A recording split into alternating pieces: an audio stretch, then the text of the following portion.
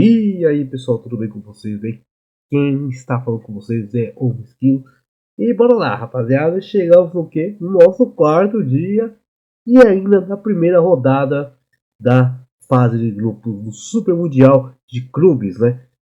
Finalmente vamos voltar para 4 jogos normais, né? Nos horários de 1 hora, 4 horas, 7 horas e às 10 horas da noite. Quer dizer, teve um jogo que mudou para as 8 horas porque teve um problema, mas depois eu conto, tá?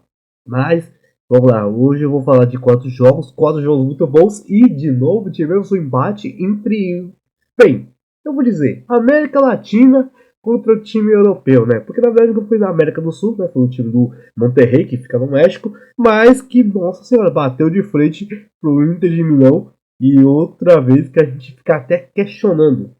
Será mesmo que o pessoal da Europa tá jogando bem, né? Só tem mídia? Ou será mesmo que o pessoal tá cansado porque, é fim de temporada, a gente acabou a nossa temporada e a gente chega para essa Copa do Mundo de Clubes e a gente tá totalmente morto. Mas, vamos lá, vamos com calma, que pelo menos a gente vai também contar a história do nosso Fluminense, que também estreou nesse Super Mundial, que olha, que jogo foi esse? Bem, pessoal, então é o seguinte, eu vou comentar primeiro, pelo menos, duas partidas que eu acredito que já não seriam muito interessantes para vocês vão estar muito interessados em acompanhar, que foram praticamente entre o jogo do River Plate contra o Urawa Red Diamonds, né, do Japão, e o jogo entre o Ulsan Hyundai, ou Ulsan HD, contra o time do Sandals Mamelodi da África do Sul. O Ulsan HD é da Coreia do Sul e o Sandals Mamelodi da África do Sul. Né? E bem, só para deixar em contexto, porque afinal de contas eu duvido que muita gente deve ter acompanhado essa partida, mas eu acompanhei sim, assisti pelo menos os 4 jogos, mas eu não vou gastar muito tempo falando sobre essas duas partidas, porque afinal de contas uma das partidas até que foi mais chata, né? Que foi o Sun contra o Sundowns Mamelodi, mas até que foi interessante porque os dois times estão meio que praticamente quase no mesmo nível, então foi até legal, mas também nada de uau, encher os olhos, né? Mas tudo bem, vamos começar então pelo River Plate, né? Que a gente sabe que o River Plate nessas últimas temporadas, né, inclusive na Argentina é um dos times mais ricos da Argentina, mas que título tá devendo ainda, porque inclusive nessa temporada, na temporada de abertura, né, porque afinal de contas a Argentina tem até duas maneiras do campeonato argentino, e no campeonato da abertura o River Plate conseguiu perder até pro Platense o título, perdeu pro Platense, olha só a maluquice, mas tudo bem. Aqui, pelo menos, no Mundial, começaram muito bem, com o pé direito. Não pipocaram como o Boca Juniors, que teve a chance de derrotar o Benfica. Sim, o Benfica, obviamente, é muito mais forte do que o Urawa Red Diamonds. Mas o River Plate teve alguns momentos de lampejo que poderiam acreditar que, olha só, o River Plate poderia empatar com o time do Japão, que inclusive uma torcida muito boa. O pessoal do time japonês veio com torcida muito boa para empurrar a equipe, né? Que inclusive, se não me engano, eu acho que cantou praticamente os 90 minutos inteiros, sim. A torcida praticamente começou a cantar do começo até o fim. Parabéns para a torcida japonesa aqui, tá? Mandando muito bem. Mas na partida, o River Plate já demonstrou mesmo que com seu dinheiro, seu poderio financeiro, conseguiu passar pelas dificuldades, né? Se a gente pode dizer desta maneira. Mas tudo bem. Foi 3-1. Facundo Colídio que abriu para cá. Inclusive, deixando bem claro que todos os três gols do River Plate vieram de cabeçada, tá? Tudo de cabeça. Foi muito engraçado que, tipo, o segundo gol foi o mais bizarro de todos. Eu acho que eu vou ter que deixar uma imagem aqui pra vocês verem como foi horrível esse lance. Meu Deus do céu. É esse lance. Vocês estão vendo aqui na minha imagem, ó. Simplesmente o zagueiro do Urawa, que inclusive é estrangeiro, né? Capitão da equipe, que não cumprimentou nem o pessoal no início da partida, pra você ver a barra desse maluco. Cara, eu tava aqui, né? De boa, vocês estão vendo que aqui praticamente os jogadores daqui do Urawa de boas, o goleiro aqui atrás, e o que ele pensou, né? O que ele imaginou o nosso zagueiro do Urawa, né? Eu vou recuar de cabeça, né? Pro goleiro defender. Só que ele não esperou. Ele não esperava que o passe ia ser terrível e o goleiro não ia esperar que ia devolver a pelota, né? O que aconteceu? Olha isso. Simplesmente o jogador da Argentina que estava esperto no lance do River disputou com o goleiro e cabeceou pro fundo do gol. E sabe o que é mais engraçado? O nosso Corinthians que fez o gol, né? Ele se machucou. Ai, meu Deus do céu, ele se machucou. Sim, ele praticamente fez o gol, se machucou e foi substituído depois que acabou o lance. Ai, meu Deus do céu, pois é. Aconteceu tudo isso só nesse segundo gol. Pelo amor de Deus, que bizarrice. Mas beleza, praticamente esse aqui é um dos melhores gols, entre aspas, desta partida, né? Ou do campeonato. Mas tá aí. Aí eu queria mostrar o primeiro gol, né? Do River. Como falei, né? Foi mais ou menos um cruzamento no lado esquerdo. E o atacante do River chegou aparecendo sozinho para cabecear pro fundo do gol. E tivemos o Urawa descontando né, com gol de pênalti. Simplesmente o Armani, como vocês estão vendo aqui, pulando pro canto errado. E o atacante do Urawa só batendo no canto esquerdo, diminuindo pra cá para 2-1. E aí começou aquela disputa. Parecia que o Urawa ia chegar, parecia que poderia empatar a partida, mas o terceiro gol do River Plate veio de escanteio. E aí, mais um gol de cabeça do River Plate que saiu na cabeça do... Pera, de quem fez o gol? O Messa. Massimiliano Messa fez o terceiro e último gol da partida aqui pro River Plate. E aí meio que terminou assim dessa maneira. E se vocês foram ver, exatamente isso. Pelas estatísticas, a quantidade de chutes aqui dos dois times deram muito trabalho para os goleiros. Mas deu para perceber que a maioria das vezes quem dominou muito mais a partida foi muito mais o River Plate, né? Sem nenhuma dificuldade. Inclusive, né, esse é o mesmo grupo que tem o Monterrey e Inter de Milão. E olha só quem tá na liderança, tá? River Plate, líder desse grupo. Mas daqui a pouco eu conto a história desse jogaço, tá? E bem, agora eu vou falar o jogo entre o Ulsan Hyundai da Coreia do Sul e o Mamelodi Sundowns da África do Sul. E bem, rapaziada, esse jogo aqui eu não sei como comentar, porque afinal de contas eu não conheço quase ninguém. Mas pelo menos, assim, durante a partida, acabei descobrindo que cada uma das duas equipes tinha pelo menos brasileiros, né, jogando. Então, algo muito aleatório, mas para vocês repararem que pode pipocar qualquer brasileiro em qualquer canto do mundo, né, em qualquer equipe. E esse jogo terminou apenas 1-0. Mas foi até bem disputado, porque o Sundowns Mamelodi começou até com tudo, né, com, sei lá, menos de 20 segundos, já criou uma boa oportunidade de fazer um gol, só que o zagueiro do Sun já defendeu.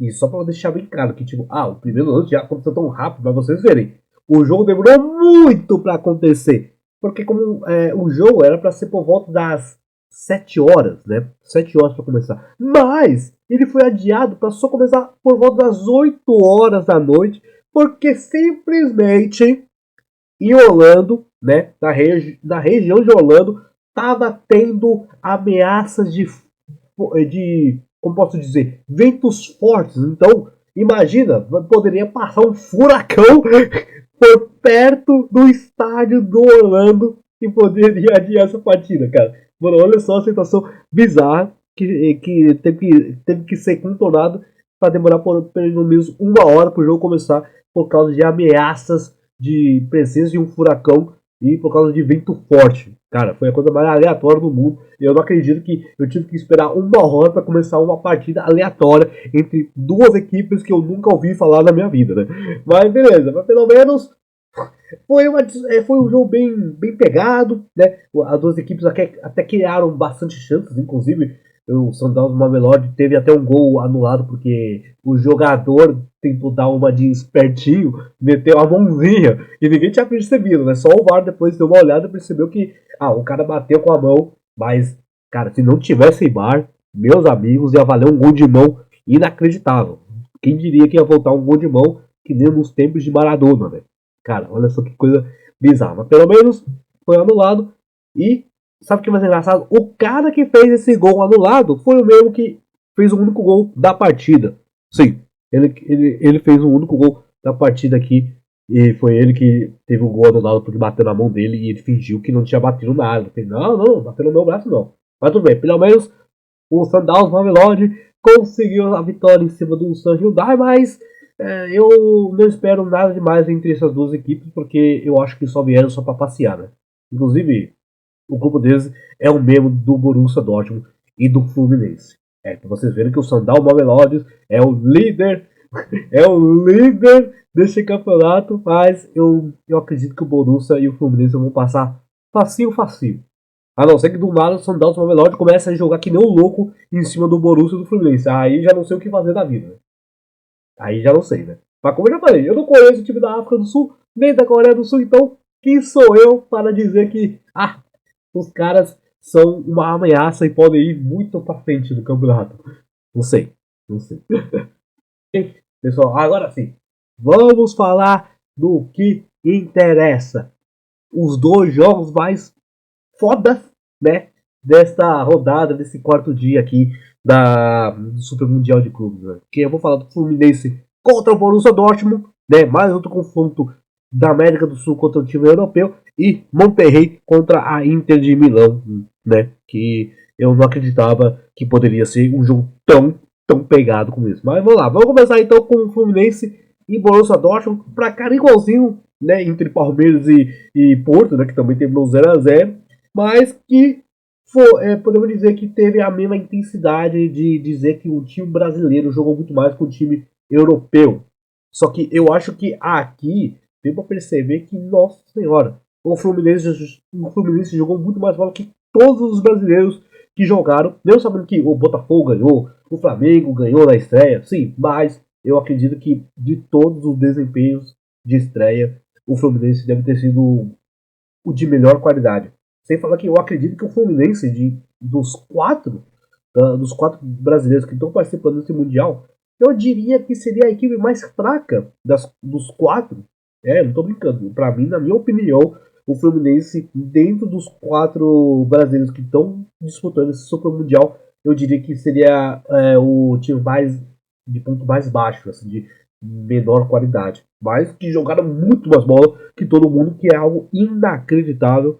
Isso já, inclusive, é só a gente olhar nas estatísticas de chute aqui, velho. O Fluminense simplesmente deu 14 chutes contra apenas 7 do Borussia Dortmund, sem falar da quantidade de chute ao gol. Só que, se a gente for olhar, no total, não teve muito chute na direção do gol. Né? No total, se a gente for somar os dois times, só deram 8 na direção do gol. A maioria meio que tipo, foi pra fora, mas passou muito perto do gol, que deu muito susto. Porque se a gente for olhar aqui nos 5 chutes que o Fluminense deu, nossa senhora, o Kobel, tem que falar do Kobel, meu Deus do céu, o que o Kobel fez nessa partida contra o Fluminense foi loucura, porque eu tenho certeza que se essas 5 bolas entrassem aqui, com certeza seria uma goleada muito absurda do Fluminense para cima do Borussia Dortmund.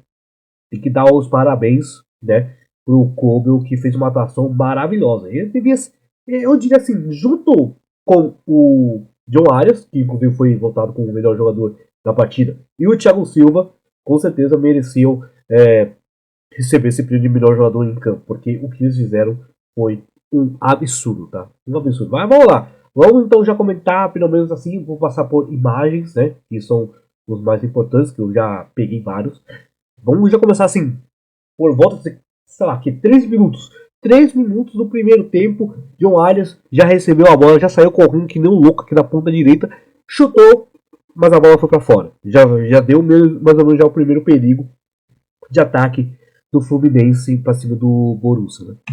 No segundo, já tivemos aqui a presença do Kobel aqui já fazendo uma baita defesa e foi praticamente quase um repeteco do primeiro lance, tá? John Arias também correndo pela ponta direita, que nem um maluco, só que dessa vez ele conseguiu finalizar meio que caindo no chão, né?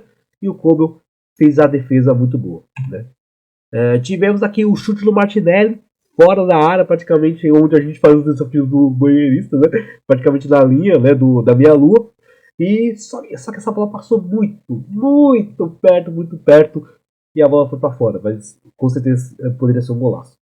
Olha só, terceiro chute do John Arias. Olha só, pra vocês verem que o John Arias estava dando muito trabalho pro Kobe. Outro chute aqui, muito mais longe que o chute do Martinelli. E o zagueiro, né? O zagueiro do Golo Satoshi estava na frente, só que ele bateu por fora.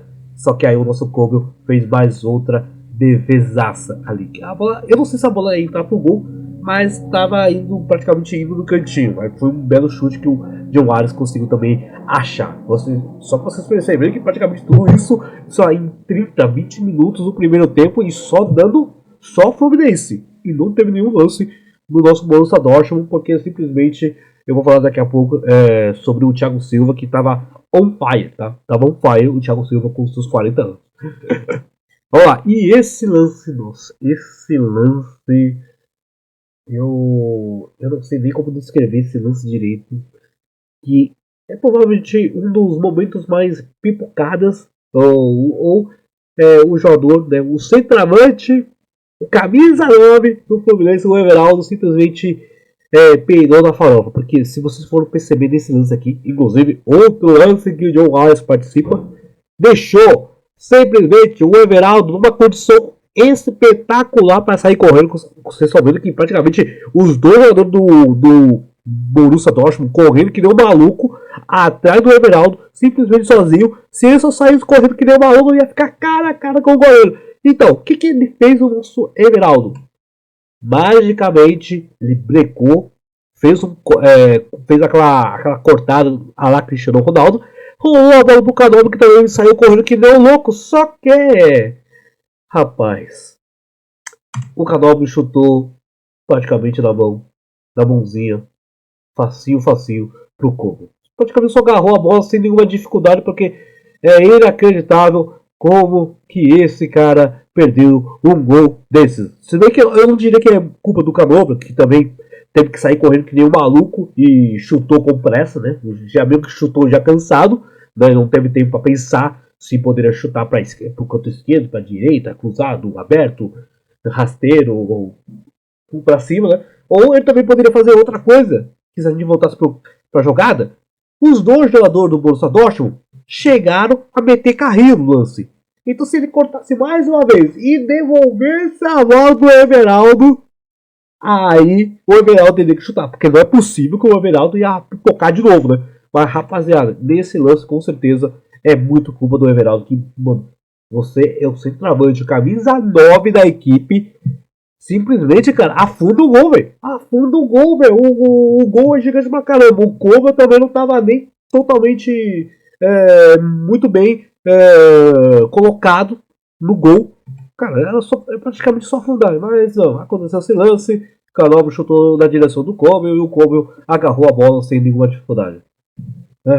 É inacreditável. Meu Deus do céu. Não tem nem como descrever. Eu tenho certeza que qualquer um, nem precisa ser torcedor do Fluminense, né? Qualquer torcedor brasileiro deve ter olhado para esse lance. Eu poderia, se quisesse, mataria o Everaldo por ter perdido uma chance dessa tão clara. Era só chutar pro gol, e ele não quis chutar. Meu Deus, bizarro. Mas vamos lá. Bem, finalmente, depois, sei lá, eu acho que por volta dos 70 minutos, 68 minutos do segundo tempo, né? O nosso Borussia Dortmund finalmente fez o chute e o nosso Fábio fez seu primeiro grande trabalho, se a gente pode dizer. Só agarrou a bola sem nenhuma dificuldade, né? E bem, e aqui chegamos também no lance um pouco parecido entre Palmeiras e Porto, né? Que vocês viram que teve um lance que simplesmente o Palmeiras chutou 3 vezes em sequência e a defesa do Porto defendeu, né? Aqui já não é diferente. Simplesmente o Kobe operou o maior milagre do universo. E assim, eu tô pegando um lance aqui que dá pra ver claramente, né? Que na sequência não ia valer nada. Eu tô falando exatamente nesse lance aqui espetacular, né? Mas, ó, tô falando aqui. O Everaldo, sim, o Everaldo, ele chutou de longe. Aqui ele resolve chutar, né? Aqui ele fala, beleza, aqui eu chuto, né? Ele chutou. A bola, se não me engano, eu acho que desviou um dos jogadores aqui da defesa do Borussia Dortmund. Quase enganou o Kobe. O Kobe fez uma baita defesa. E aí no rebote, meus amigos, que vocês devem ter percebido, sim, né? Tá um amontoado de jogador do Fluminense impedido. Cara, simplesmente nesse lance, o Como fez o maior milagre do universo. Ah, e você deve ter visto aqui, né? Olha só o Everaldo aqui. O Everaldo já estava pronto para comemorar. Já estava pronto para comemorar. E o pessoal do Borussia Dortmund também já estava estendido com a mão, né? Levantado para ver que estava impedido. Mas, cara, o Como fez uma defesa absurda aqui. Que, obviamente, não contou, mas, cara, o que ele fez foi um negócio bizarro. Pelo amor de Deus, que coisa louca. Mas tá aí, cara. Simplesmente o Como, a muralha do Borussia Dortmund dessa partida aqui. Loucura. E pra finalizar, tivemos mais outro chute, assim, do Suller. Simplesmente o Suller chutou lá da longe pra caramba. Né, o Suller, o zagueiro do Borussia Dortmund, simplesmente fez um chutaço. E o Fábio teve que se esticar pra pegar no cantinho do gol. E praticamente esse foi o último lance da partida. E temos que falar desse homem aqui, Thiago Silva. Que, cara, simplesmente eu acho que colocou no bolso o ataque inteiro do Borussia Dortmund. Sem falar que um dos principais atacantes que ele estava marcando era o Guirassy, né? Que foi nada mais nada menos que o quê? Vice-artilheiro da Bundesliga, vice-artilheiro da Champions League e o Thiago Silva com seus 40 anos. Com seus 40 anos, simplesmente botando o Guirassy no bolso. E obviamente, como eu falei, né, o time do Fluminense ainda tem o Fábio. O goleiro Fábio, com 43 anos, ainda pegando bastante, velho. Loucura. Mas tá aí, tem que dar o parabéns pro Thiago Silva, que, caraca, o que ele defendeu foi um negócio absurdo, velho. Que isso. Que jogão de bola, hein? Quem perdeu, nossa senhora, não tem nem a noção do que acabou de acontecer.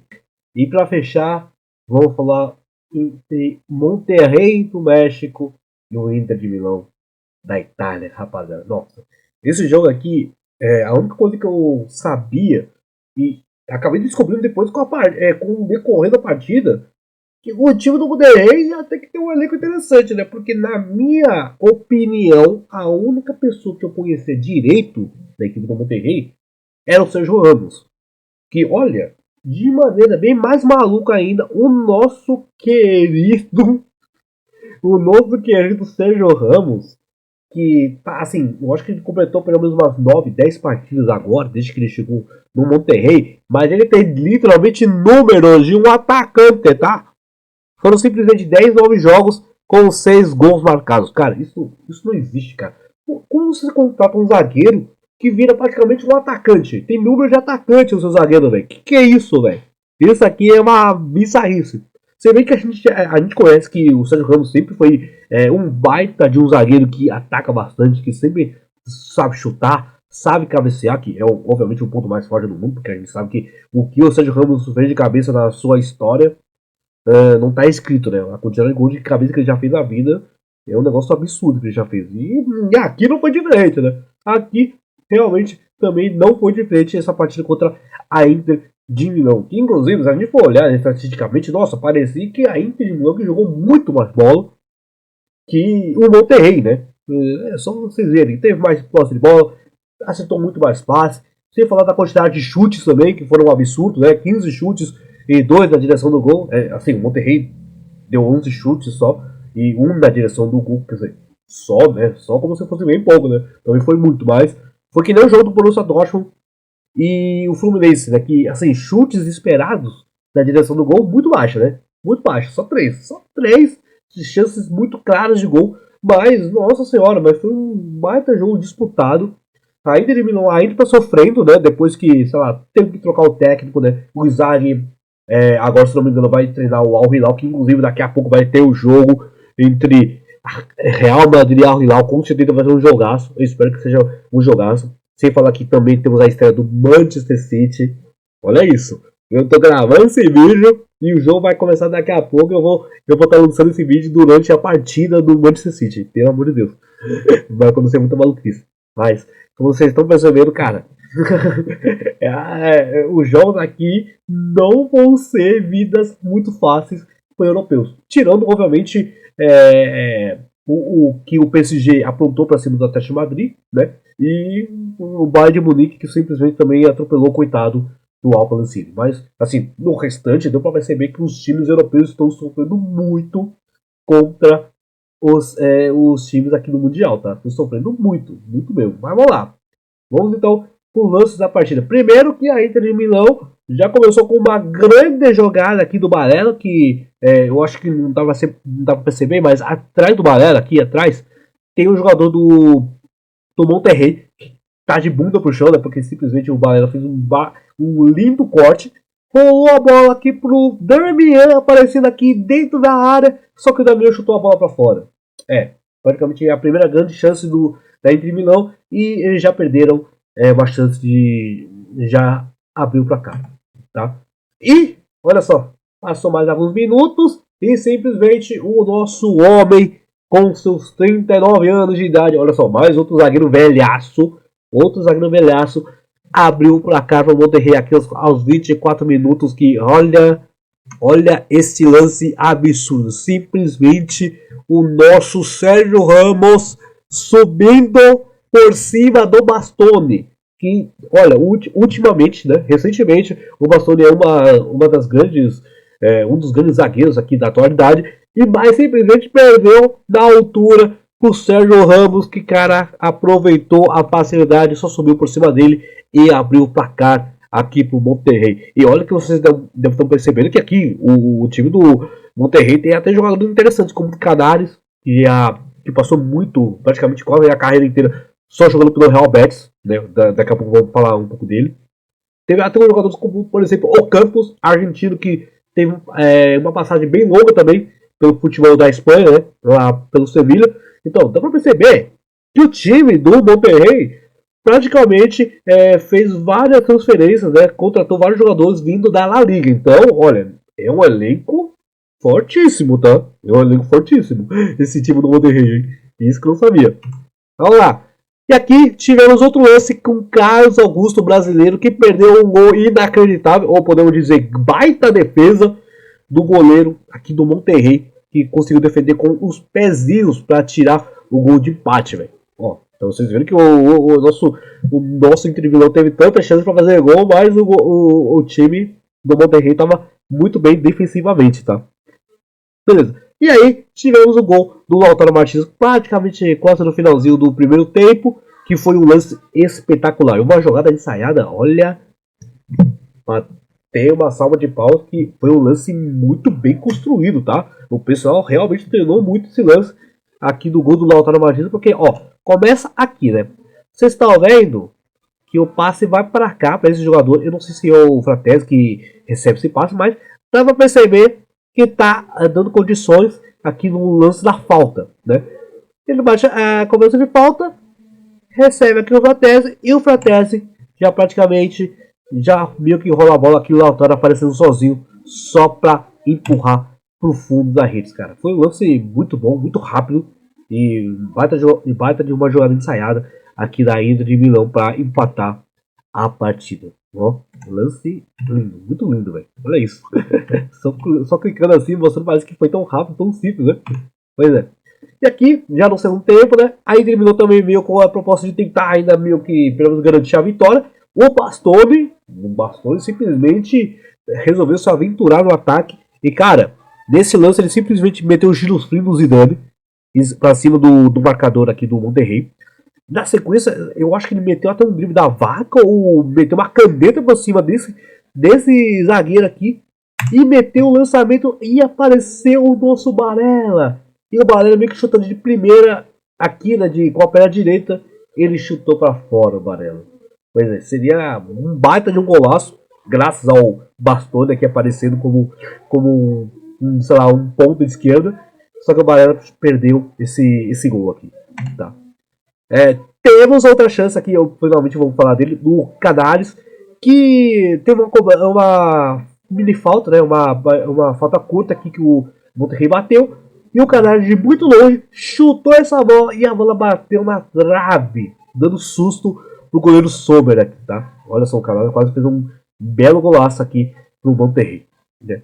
Mas, como eu falei, o segundo tempo estava muito mais ditado pro lado da Inter de Milão. Inclusive, teve um gol anulado, como você deve estar percebendo, o nosso Lautaro Martins impedido. E olha só a genialidade do último homem, que era o Sérgio Ramos, que estava dando condição, né? Antes do passe, estava dando condição pro Lautaro, só que ele foi muito rápido e deu um passo para frente para para enganar o Lautaro, que inclusive fez um gol de cavadinha, só que, né, como falei, estava impedido. Né?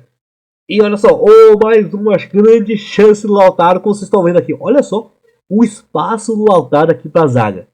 Mano, ele tinha o maior tempo do mundo para pensar no que fazer da vida. Só que infelizmente o Lautaro chutou a bola para fora. Aqui, nesse lance aqui dá pra perceber que a imagem é muito boa, né? Praticamente tá todo mundo já levantando o braço aqui, já comemorando, né? Só que o Lautaro chutou pra fora, porque ele não pensou, ele resolveu chutar já de primeira e foi pra fora. Foi praticamente, se não me engano, a penúltima chance, porque ainda tivemos na última, nos acréscimos, o jogador do Monterrey quase fez o gol, só que você deve estar percebendo, ele chutou pra fora. Ele chutou por fora da rede aqui. E aí terminou esse jogaço muito louco que quase não dava nem para cravar se a Inter de Milão ganhava ou o Monterrey poderia ganhar, porque nossa, foi uma disputa muito louca entre esses dois times e mais uma vez um time europeu sofrendo no Mundial. Meu Deus do céu, cara. Quem diria? Quem diria que poderia acontecer essas maluquices? Mas tava aí, né, rapaziada? Espero que tenham gostado. Nossa senhora, esse resumo aqui teve que ser. Tinha que vir numa velocidade muito louca. Porque tinha muita coisa boa pra falar. Muita coisa boa pra falar. Mas é isso. Vamos ver como vai ser finalmente o fechamento da primeira rodada. Hoje, como eu falei, né? Jogo do Real Madrid, jogo do Manchester City. E vamos ver como que esses dois grandes europeus vão fechar a primeira fase aqui no Super Mundial de Clubes. Mas é isso, gente. Então, a gente se vê amanhã. Falou!